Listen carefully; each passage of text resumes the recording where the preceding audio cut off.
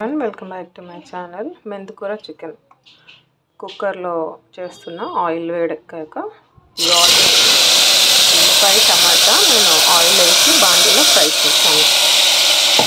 ఇది మెత్తగా పేస్ట్ అయ్యే వరకు వెయిట్ చేయాలి. బాగా ఉడికింది. అల్లం వెల్లుల్లి పేస్ట్ యాడ్ చేస్తున్నాను.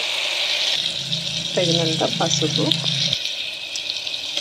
ఉప్పు, కారం, కరివేపాకు, కొత్తిమీర, పచ్చిమిర్చి,